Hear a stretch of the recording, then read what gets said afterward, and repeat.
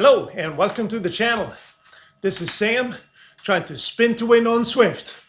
With Tour Britain just a few days away now, these are exciting times indeed. Yes! That's awesome! I hope you're getting as fired up for this one as I am. I am ready. And I really hope I can finish all stages, all 10 days of pain and suffering and fun. Unlike the Tour de France, where I wasn't feeling 100% towards the end. You are soft, weak! And I wasn't able to complete the last stage, which was a shame. So for this tour, I thought I'd put together a short preview video to see what we can expect and what's coming up. Hey, yeah! Yeah! And for any new viewers of the channel, or for those of you that have not raced on FRR before, I thought I'd put together a quick recap of what FRR Racing is and why I think it's such a good series on Zwift. Really unmatched, I think, at the moment at least. It is the best. Then I wanted to also cover some of the changes that FRR Race Control has put in place for this tour compared to the one that we just had a few weeks ago. I think these are mostly positive, and I will give you my take on each one of them. Whether you want to or not. And then finally, I wanted to look at the parkour that we will be facing over these 10 days of pain that's coming up. Oh, and by the way, did I mention there is no rest day? You can't be serious, man. You cannot be serious! I bet FRR Race Control was laughing when he cooked this one up. And I hope you enjoyed this preview. And I also, just like the last tour, plan to make a daily vlog of my journey through Tour Britannia, through all the ups and the downs, and there'll be many of each one of those, that's for sure. So if you like this kind of content, please make sure you subscribe to the channel. That would be much appreciated. Now let's get on with the rest of the video. So the question is, what is FRR? Yes. What the hell is it? Well, it is a race series on Zwift created by Mr. Richard VELO that has grown in popularity over the last couple of years. And while I'm still relatively new to FRR, my understanding is that many people keep coming back to these competitions time after time, which I think is a great sign. Yes, we're good. The standout features of FRR is that they are multi-day events, ranging from 7 to 8 days all the way up to 21 days. So they provide a much stiffer challenge than many other race formats on Zwift. Fun, this is hard work. The races are also generally longer, most over an hour or so. And each day there are multiple time slots for the same race, so that people in different locations around the globe can find a time that suits them. Another key feature is the way that the riders are classified. Instead of the standard A through D categories, there are 10 categories in FRR, using peppers as the category names. The hotter the pepper, the higher the category. For example, I am in CRP, or California Reaper, for this current edition. Mr. VELO has used different methods for deciding what category you fall into. Most recently, I believe 5-minute power was used. However, for this edition, your VELO score is used. The VELO score is taken from the Zwift racing app, which puts significant emphasis on actual race results and who you competed against, rather than, say, your 20-minute power. On the screen now, you can see part of my profile, which shows my current score and how my score has moved over the last couple of months. And my score of 1800 translates into the CRP category in FRR. If you want further information on the VELO system, the website has a very good definition of the various scores and rankings that you can look at. There is also a very cool mechanic called EGAP to ensure riders are not disadvantaged if they can't make the race with the most competitors, which is normally the fastest race. You can see the full rules on the screen now, but in summary, you compare your finishing time to that of the fastest rider in your category in your specific race, rather than the fastest time overall in that race from all the races on that day. That means that even if your race was the slowest of the day, you can still compete on the general classification. This system is not perfect, but in my opinion, it is a lot better than forcing people that want to compete on GC to race in the fastest race of the day, which for many is just logistically not an option. And like regular live races, there are a number of competitions. You can see them all on the screen now, and just stop the video if you want more details. And perhaps the most important thing, standout feature, is the community. There are now other similar race series on Zwift, such as the Racing Tour, for example, but I think the community feel is an absolute standout feature of FRR. And Mr. Vale, aka FRR Race Control, puts in an absolute monster shift during these race series to ensure they run smoothly and that issues are dealt with ASAP. I honestly don't know where the man finds the time, and of course he also races himself. The guy is an absolute machine. Is he nuts? I don't know. There's also a very, very handy roadbook produced for each race that you should definitely check out. It provides you with all the information you need for each stage, what the course is, what sprints are in place, etc. So, what is new in Tour Britannia compared to Tour France that finished just a few weeks ago? I think FRR Race Control got a lot of useful feedback and has made some smart changes. So let's go through what I think are the key ones. Get on with it! The first item I wanted to highlight is not a change per se, but rather a point of clarification. For Tour France, I did a video on whether you can game EGAP or not, and my conclusion was that gaming is probably the wrong word, but if you have the ability to, picking a race slot with fewer riders can likely increase your chance of having a lower EGAP. But as FRR Race Control points out, there are mechanics in place to minimize this advantage. For example, there are 3 ITTs where race time or race slot does not matter at all. Then there are always some long and hilly stages which almost act like pseudo ITT races. This ensures that any advantage, small as it may be, from picking the right race times for the other races is likely dwarfed by the need to be able to time trial and climb well. While not perfect, I think this is a good solution to the EGAP gaming problem. The first big change is the number of categories in the start pen. I also did a recent video on why having multiple categories in the same start pen likely exaggerates any EGAP time differences. So FRR Race Control has decided for Tour Britannia to only have 2 categories in each start pen. I think this is a good compromise between minimizing the EGAP exaggeration issue, but still having enough riders in the start pen to make it feel like a proper race. Ideally, we would have 1 start pen for each category, and hopefully we will get there if more riders sign up to FRR races. But until then, I think 2 categories in the start pen is a good solution. Probably the biggest change for me is an update to how the VELO score is being used in FRR. As mentioned earlier, the VELO score is used to put you in one of the 10 FRR rider classifications. And to be absolutely clear, I think the VELO score system is a very, very good one. But it is unfortunately open to some possible abuse. It is actually quite easy to artificially lower your VELO score. All you need to do is enter races and finish towards the bottom or even last. And your VELO score will drop. So for example, doing 4 tiny races in just an hour, and you can easily drop 1 whole VELO category if you really want to.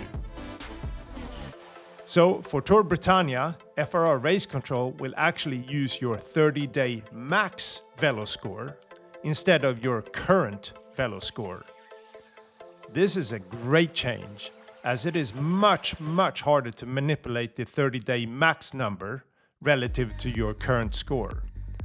And I think this will lead to much better rider categorization for Tour Britannia. Another change, which I have to admit I hadn't even considered, is the introduction of the virtual Broom Wagon. Love that name, by the way.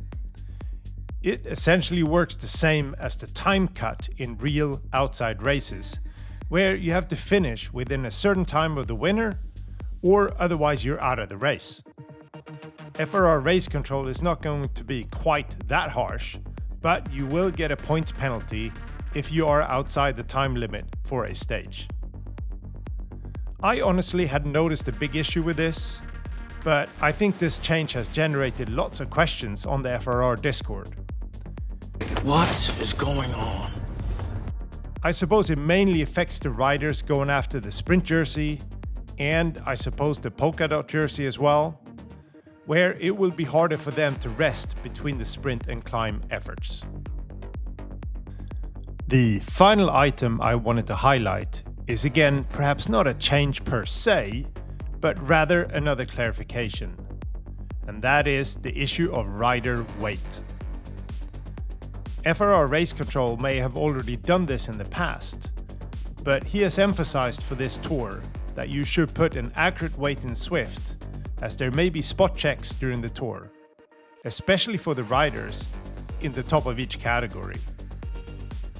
I would hope that most riders are honest enough with this, but clearly it can be a problem, so I am happy that FRR Race Control is making people aware. My view is that if it's just a kilo up or down, no real big deal, but more than that, it may start to lead to a significant advantage that you shouldn't have. Well, that is the end of the changes I wanted to highlight. There are a few more, and if you want more details on these, please look at the very good Tour de France review document that FRR Race Control sent out. Now, let's marvel together at what parkour we will face over the 10 days of Tour Britannia.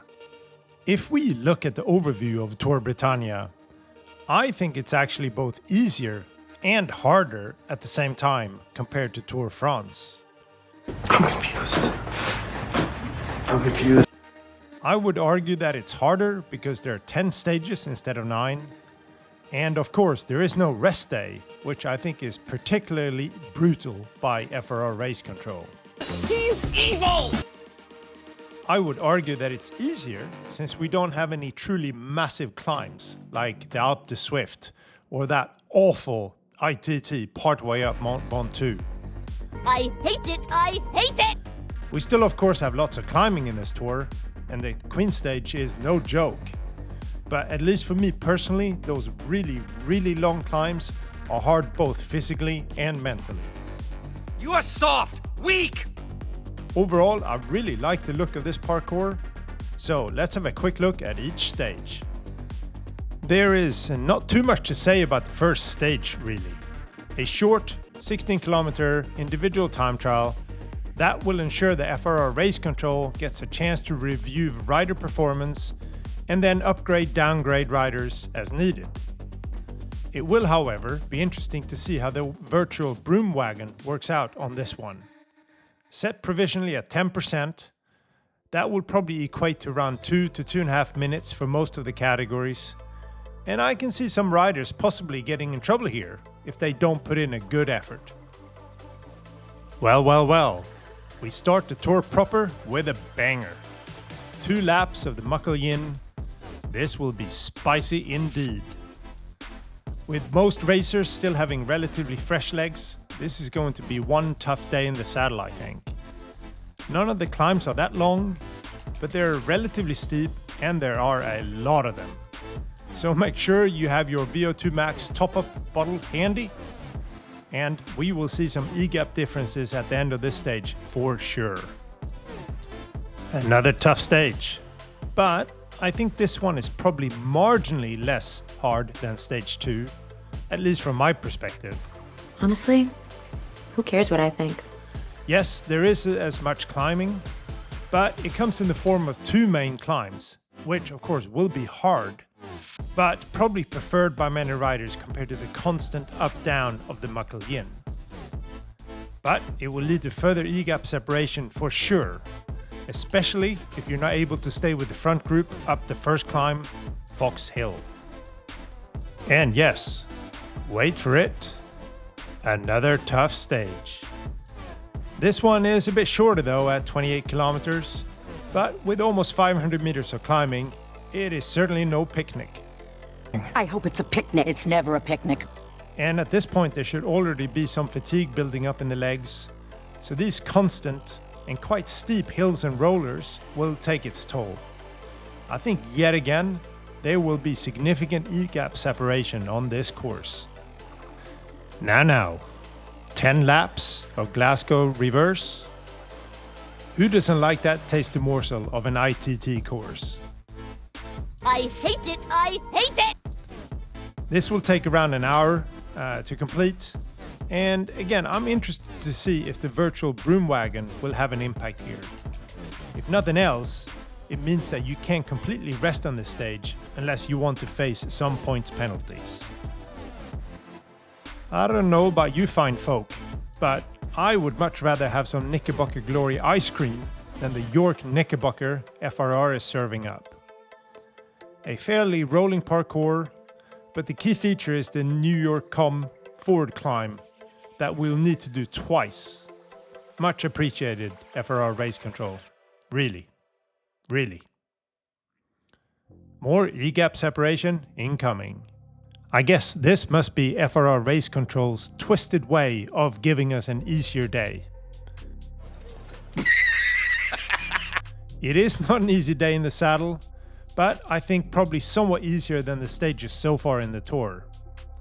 Although the 3 steep climbs at the end of each lap will test many riders, especially if your VO2 max is not up to scratch. I wouldn't be surprised if some riders try to get a bit of rest on this stage, and it may lead to somewhat slower than normal FRR race pace. I hope I'm right, but since I really don't know what I'm talking about, You don't. it will probably be full gas from the start. Another ITT? Really? I'm sick and tired of this crap! This one should actually be quite interesting, given all the lumps and bumps that we have to traverse. I am not any good at ITT, but I bet that if you really work hard on the climbs, and also being able to rest efficiently on the descents, you could get a really good time here. FTP increases all around after this one, right? Right? Well, we're gonna be sick of Fox Hill, Keith Hill and Leith Hill after this one. I still think this Queen stage is easier than the Quatch Quest course from Tour France though, but it's still gonna hurt. A lot. A lot. Like, a lot. This is another course where if you lose the front group early on, you can lose a heap of time here. FRR Race Control must have realized this also, since the virtual Broom Wagon is set to 20%. I have to wonder whether that will be enough for all riders. But at least we only have one more day before this insanity is over. Yippee! Day 10. Finally, you get out of bed, wince with pain from your aching legs, but you still look forward to an easy last day of the tour. Surely, FRR Race Control is a nice person, right? And then, you're faced with this little nugget of pain. Can't take it anymore! Well, you should know by now that FRR Racing is not all sunshine and rainbows. This is a tough parkour indeed for the final day, and will test all of those weary FRR legs plugging away in their basements. Hopefully everything will still be to fight for in the various competitions, but I have a sneaking suspicion that the EGAPs may be rather large by this stage. Regardless, if you made it this far in the race, you should really be proud of yourself. just as proud as you should be for watching this video this long. And you will cross the line knowing you have accomplished a pretty epic challenge. 10 days of hard racing with no rest day. Chapeau to you all. And chapeau to you again if you made it this far into the video. Very much appreciated. I hope the content is useful. I certainly had a good time putting it together. So please feel free to share with other Swifters or other FRR enthusiasts. I plan to do a daily vid vlog of my own journey or adventure through Tour Britannia, just like I did for the Tour France. And again, I will be fighting it out in the CRP category, which will start in the pen alongside the GHT competitors. That should be good fun. I can't say I'm gonna miss the CAP division all that much. No, not really. You guys can go off somewhere else with your 6 watts per kilo 5-minute effort. Yes, go play somewhere else. Bye bye. If you enjoy this content, please consider subscribing. I'd love to have you on board. And also, if you have any comments or suggestions on anything I should change in my content, please do let me know. Always looking for constructive feedback. I think we'll end the video there. I wish you the very best on your journey through Tour Britannia. And if you see me in the pen out there, give me a wave. This is Sam, trying to spin to win on Zwift, and I'll see you in the next one.